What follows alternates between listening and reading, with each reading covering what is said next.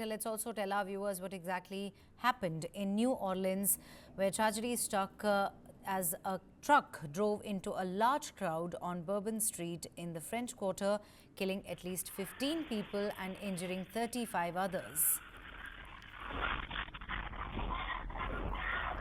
New Orleans mayor originally called the incident a terrorist attack, and the FBI there is also probing the incident as an act of terrorism.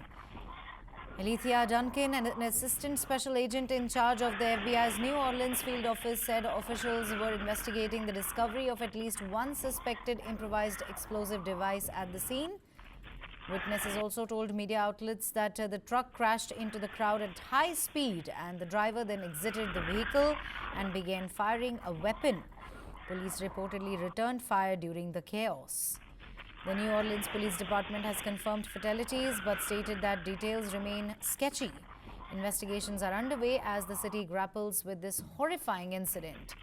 United States President Joe Biden has also said law enforcement is investigating whether there are any links between a New Orleans truck attack that killed 15 people and the explosion of a Tesla Cybertruck outside the Trump Hotel in Las Vegas. Take a listen.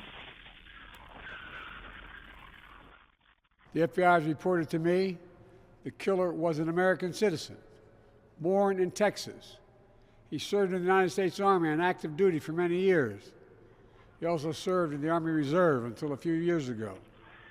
The FBI also reported to me that mere hours before the attack, he posted videos on social media indicating that he was inspired by ISIS, expressing a desire to kill, The ISIS flag was found in his vehicle, which he rented to conduct this attack. Possible explosives were found in the vehicle as well, and more explosives were found nearby. The situation is very fluid, and the investigation has a preliminary stage. All right, coming back to you, Major General, we're talking about an army veteran and not an ordinary citizen carrying out this attack, a terrorist attack. An ISIS flag, mind you, was found in his car. This speaks volumes about radicalization in the United States. Very true. Firstly, this person rightly pointed out he's an army veteran and he has done his tenures even in Afghanistan, and thereafter he was a reservist. Now, such kind of people being radicalized, it is really, amazing to understand how ISIS is so effective. Now, how these people are trapped. Firstly, I think having been based in Afghanistan, this person would have started feeling that, that there is some kind of a religious warfare going on between two communities, which a lot of people start feeling. And ISIS start recruiting such types of people who are considered as pro-sympathizers towards a particular religion and who are disgruntled with the other religion. So therefore, these kind of people are brainwashed, and very effectively through social media and contacts, I think these people are radicalized. And this is a big cause of concern, not only for the United States, it is a cause of concern for the entire world, including India, because this radicalization is one of the easiest methods. We have also seen how, this Rana character, Manwar Tawfiq Rana, who is a Pakistani guy, who was there based in Canada. He was radicalized for the 26/11 attacks by, of course, LET. So David Headley again, he's a Pakistani guy who was a US citizen. So based in the United States. So these kind of people are being radicalized, and we have seen Indian people also being radicalized, going and fighting in Syria and in Afghanistan. So this is a big cause of worry for the entire world, for democratic nations and for right-minded nations. We have to address this issue on top priority. Right, General, continue to stay with us. In fact, here, Shamsuddin Jabbar, a 42-year-old U.S. Army veteran, drove his vehicle into a crowd in New Orleans, French Quarter, resulting in at least 15 fatalities and 35 injuries. The Federal Bureau of Investigation has since released a still photo of the suspect who was employed in Texas real estate. Jabbar was killed in a subsequent police shootout. The presence of an ISIS flag in the suspect's vehicle has prompted an investigation into potential links to terrorist organizations. Authorities have warned that the death toll may increase due to the critical condition of some victims. Let's in fact now tell you, Hidden in plain sight, the man behind the New Orleans attack.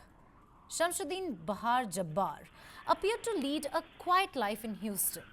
A US Army veteran, a tech specialist, and a recent convert to Islam, holding a six-figure job. Citing an NYT report, let's take you through what family and friends say were few warning signs.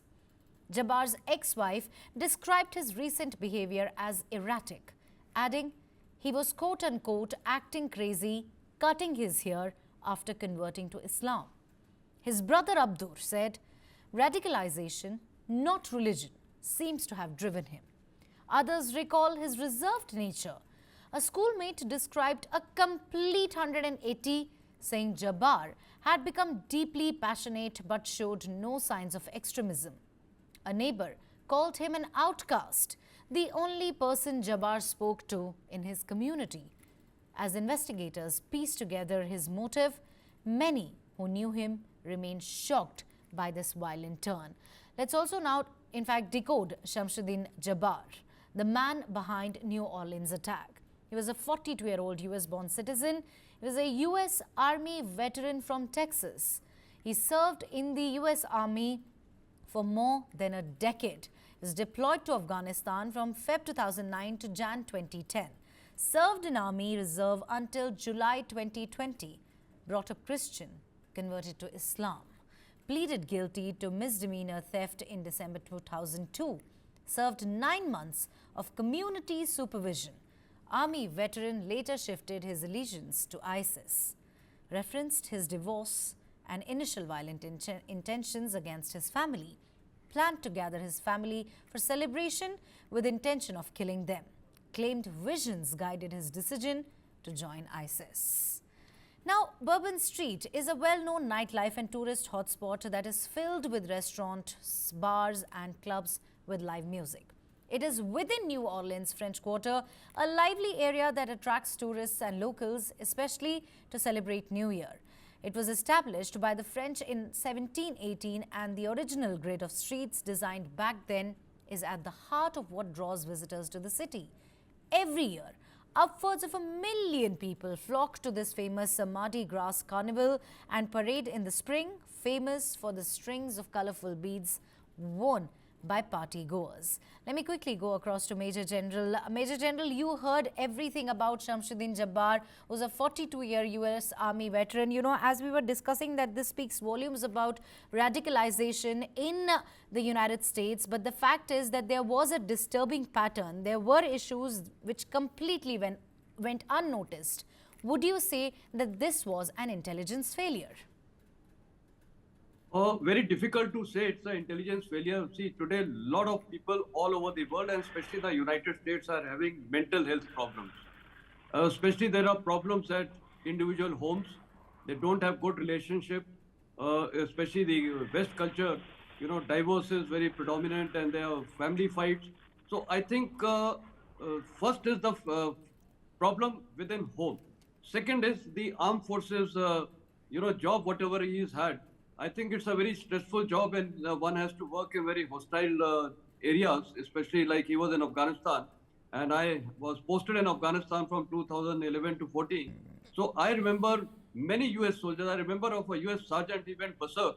And one fine night, he just went and shot 18 Afghans who were sleeping. He just shot them dead, including women and children.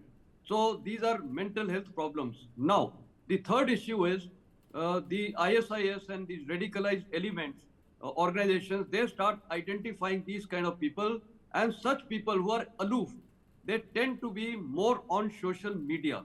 And therefore, you know, with the type of post and whatever they post, I think the other side, the radical organizations start finding out that, yes, this person is prone to being radicalized, and then they target these kind of agencies, these Right. kind of individuals. So firstly, I think now the lesson learned is within the family, within the community, I think when people find such people, you know, who are aloof and having a very disturbed pattern, I think it should be brought to the notice of some agencies. You know, it's not Right. easy. Let me tell you, it's not practical. Secondly is, I think, monitoring of social media of some people, because if you just type some keywords, people who are turning towards ISIS and radicalized literature. I think that's one of the biggest takeaways. So cyber intelligence is one of the most effective things where we can catch these people and prevent such kind of incident. And especially now this is applicable for India also. We are having so many radicalized people, and today even in India you see two men just committed suicide. Family disputes, family problems are becoming a major issue. So role of psychologists, role of counselors, including in schools. Today, violence is happening in schools all over the world. People are, children, Right. so these are issues which the society and administration has to Right. address it. Otherwise, Absolutely, absolutely, General. I do agree with you that this incident should serve as a warning sign for other countries as well.